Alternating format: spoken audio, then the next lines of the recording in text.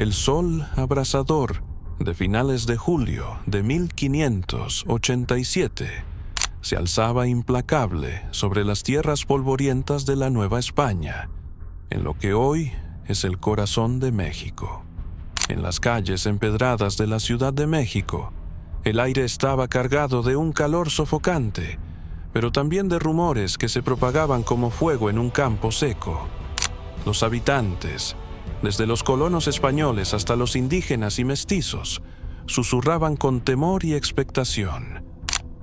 En los oscuros corredores del Palacio Virreinal, los pasos apresurados resonaban contra las paredes de piedra, y los silencios eran más elocuentes que las palabras. Se hablaba de traición, de un desafío al poder supremo de la corona, y de un castigo tan brutal que haría temblar incluso a los más endurecidos.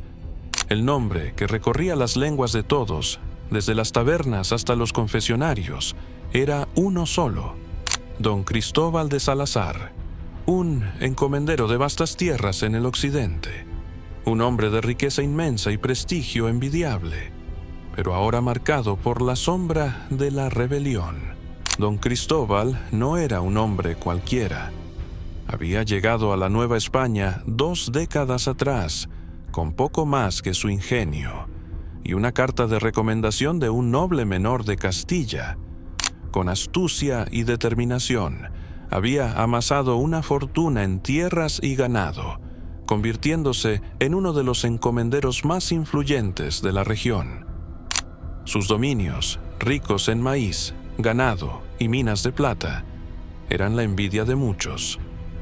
Pero no era solo su riqueza lo que lo distinguía.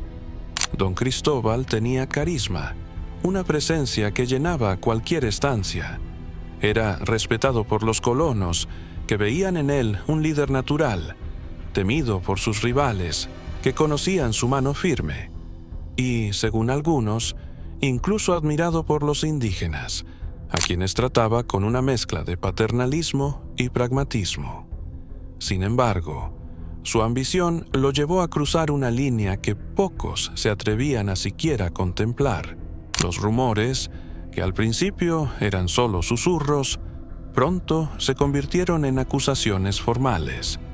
Se decía que don Cristóbal había conspirado con caciques locales para desestabilizar el control español, buscando establecer un dominio semi-independiente en sus tierras. Algunos aseguraban que su plan era negociar con los indígenas para obtener más mano de obra y riqueza, desafiando las leyes reales que limitaban la explotación. Otros, más cínicos, afirmaban que soñaba con ser un rey en su propio feudo, libre de las cadenas de la corona. Pero lo que selló su destino no fue una mera conspiración. Fue un acto de sangre que estremeció a la élite colonial.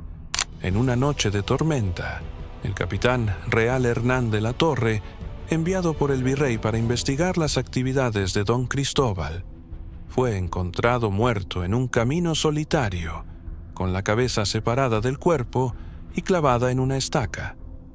Junto al cadáver, una nota escrita con tinta burda: así mueren los espías del rey. El virrey, don Álvaro Manrique de Zúñiga, marqués de Villamanrique, no era un hombre conocido por su clemencia. Apodado el Inflexible por los cronistas de la época, gobernaba con una autoridad que no admitía cuestionamientos. Su palacio, una fortaleza de piedra adornada con tapices y candelabros, era tanto un centro de poder como un escenario para castigos ejemplares. Para él, la traición no era solo un crimen, era una afrenta personal, una herida al orden divino que sustentaba su autoridad. La noticia del asesinato de Hernán de la Torre llegó a sus oídos como un trueno, y su respuesta fue inmediata. Don Cristóbal debía ser capturado, juzgado y castigado de una manera que nadie olvidara. Durante semanas, el virrey guardó un silencio inquietante. No emitió edictos públicos ni anunció sentencias. En cambio, observó, escuchó a sus consejeros, interrogó a testigos y consultó en privado con los alguaciles más experimentados de la ciudad. También prestó atención a la viuda de Hernán de la Torre, una mujer de mirada dura que exigía venganza con una furia apenas contenida. Don Álvaro no buscaba justicia en el sentido estricto. Buscaba un espectáculo, un castigo tan aterrador que resonara en las mentes de todos, desde los nobles hasta los peones. Fue entonces cuando llamó a un carpintero de renombre, un hombre que había construido altares para iglesias y muebles para la élite colonial. La pregunta que le hizo fue directa, pronunciada con una calma que helaba la sangre. ¿Tienes una sierra capaz de partir un cuerpo humano por la mitad? El carpintero, según las crónicas, inclinó la cabeza y respondió sin titubear: «Sí, mi señor. Tengo herramientas que pueden hacer eso y más». Don Álvaro asintió y dio una orden precisa: preparar una sierra robusta, con dientes afilados, diseñada no para madera, sino para carne, hueso y tendones. El castigo elegido no sería una ejecución ordinaria. No habría horca, ni garrote, ni decapitación rápida. Don Cristóbal sería aserrado vivo, lentamente, ante los ojos de una multitud. El virrey quería que el sufrimiento del condenado fuera un mensaje grabado en la memoria colectiva, una advertencia para cualquiera que osara desafiar el poder de la corona. Además, ordenó que los dos hijos mayores de Hernán de la Torre, apenas adolescentes, pero ya curtidos por la vida colonial, estuvieran presentes y supervisaran el castigo. Era un acto de venganza institucionalizada, un ritual de sangre que sellaría la lealtad de la familia del capitán asesinado y reforzaría el dominio español. Don Cristóbal fue arrestado en su hacienda tras un breve enfrentamiento con los soldados reales. Lo llevaron encadenado a la ciudad, donde fue encerrado en una celda húmeda bajo el palacio virreinal. Durante días no se le informó de su destino. Los guardias lo observaban en silencio, y los clérigos que lo visitaban le hablaban de arrepentimiento, pero sus palabras eran vagas, como si temieran revelar lo que se avecinaba. Finalmente, una mañana sofocante, lo sacaron de su celda y lo montaron en una mula vieja, sin silla ni adornos, como si fuera un criminal común. Lo llevaron por las calles de la ciudad hacia la Plaza Mayor, un espacio amplio rodeado de iglesias y casas de piedra, donde ya se congregaba una multitud inmensa. Según los registros de la época, al menos 6,000 personas se reunieron ese día. Había colonos españoles, indígenas obligados a asistir, mestizos curiosos, soldados, frailes y hasta niños que no entendían del todo lo que estaban a punto de presenciar. Algunos venían por obligación, otros por morbo, y muchos por miedo a ser señalados como simpatizantes del traidor. Don Cristóbal mantenía una calma perturbadora mientras la mula avanzaba lentamente. Fumaba un cigarro de tabaco, exhalando el humo con una tranquilidad que desconcertaba a los presentes. No miraba a la multitud, ni respondía a los gritos de lamento, las súplicas o los insultos que le lanzaban. Su rostro era una máscara de resignación, pero también de orgullo. Algunos testigos aseguraban que sus ojos brillaban con un desafío silencioso, como si aún creyera que su causa valía el precio que estaba a punto de pagar. Otros decían que simplemente había aceptado su destino, que había hecho las paces con la muerte mucho antes de ese día. Al llegar a la Plaza Mayor, el bullicio era ensordecedor.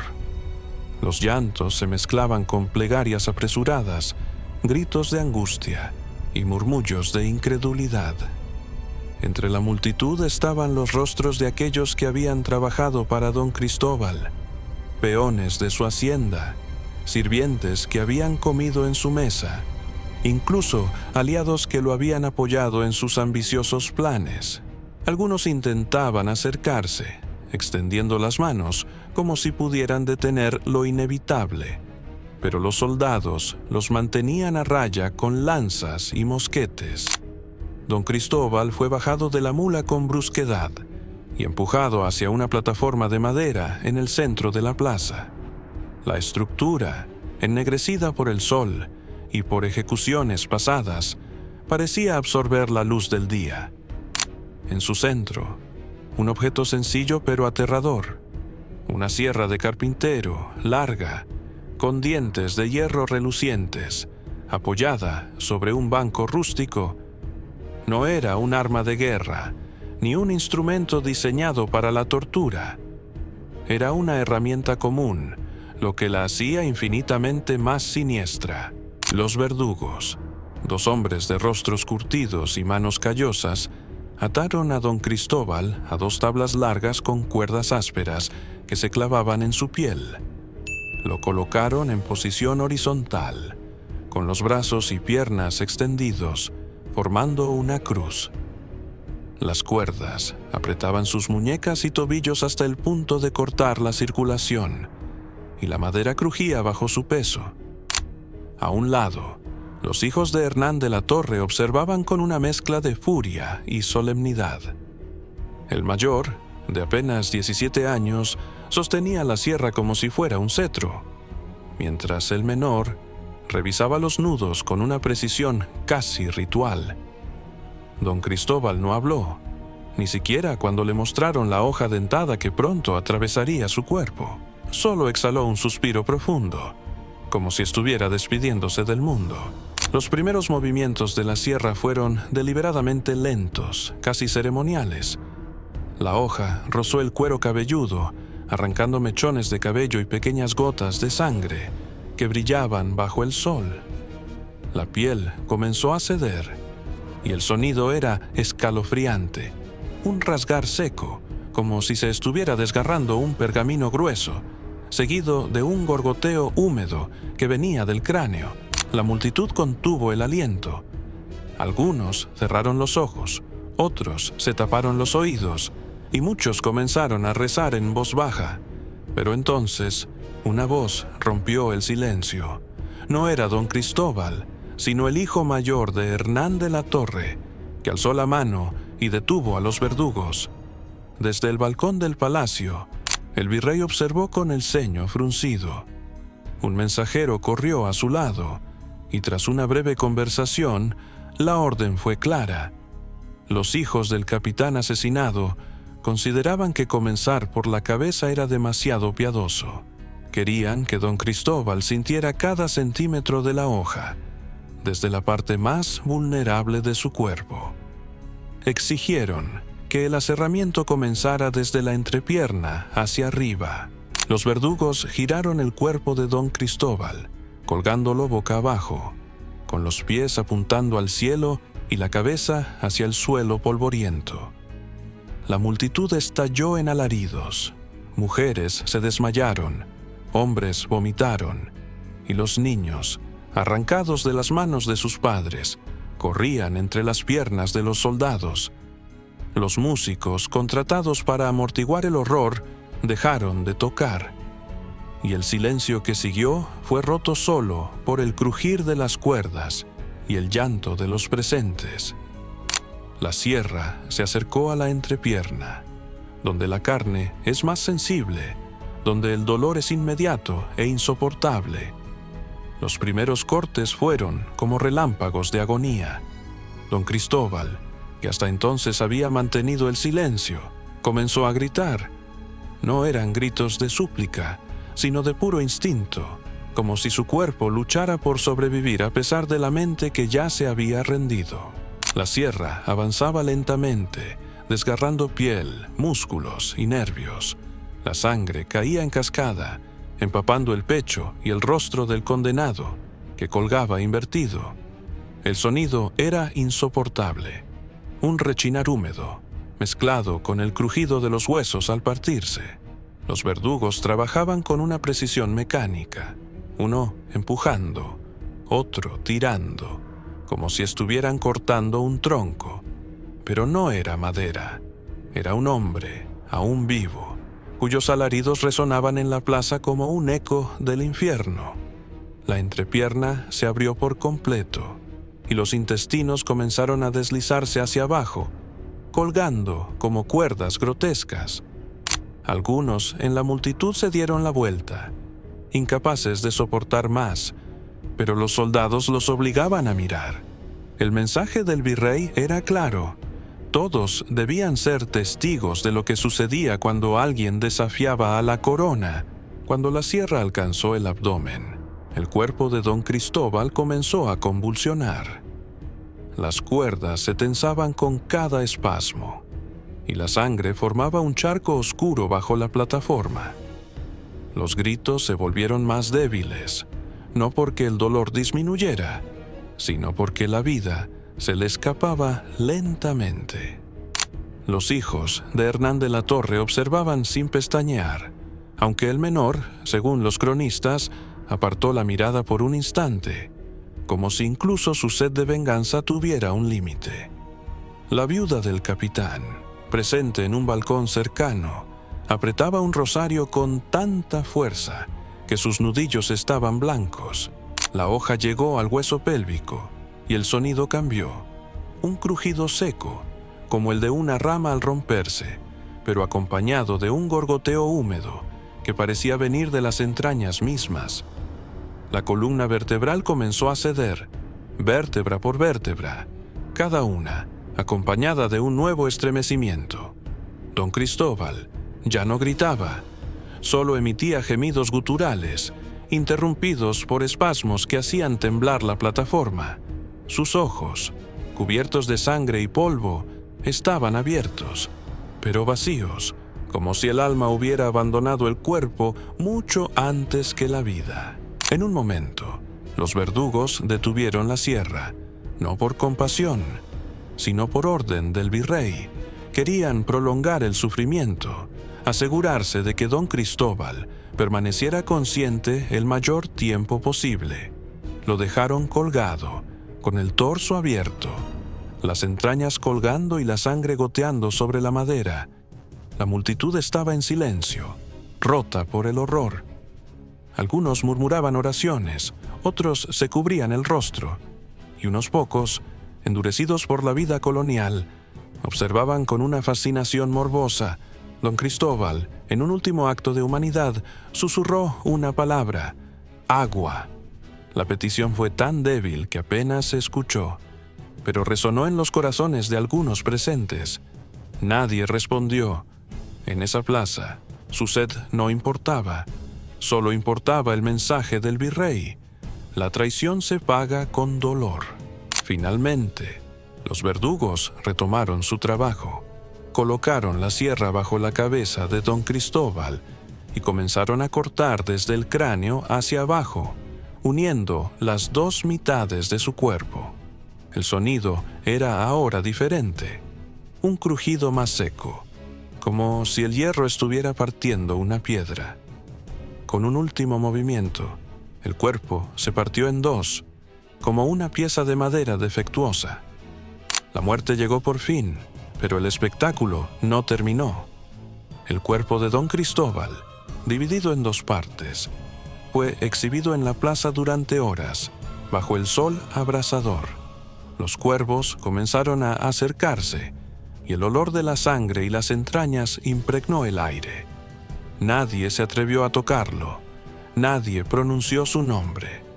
El silencio que se apoderó de la ciudad no era de respeto, sino de terror puro. En los días siguientes, el virrey ordenó más castigos. Más de 300 hombres, acusados de complicidad con don Cristóbal, fueron ejecutados por decapitación, ahorcamiento o empalamiento. Las calles de la ciudad se llenaron de postes con cuerpos agonizantes, un recordatorio constante del precio de la deslealtad. Otros, menos afortunados, sufrieron amputaciones públicas, manos, pies, incluso lenguas para aquellos que habían hablado demasiado. Pero la muerte de don Cristóbal fue única, no solo por su brutalidad, sino por su propósito. No era solo un castigo, era un espectáculo diseñado para grabarse en la memoria colectiva, un teatro de sangre que aseguraba la obediencia absoluta.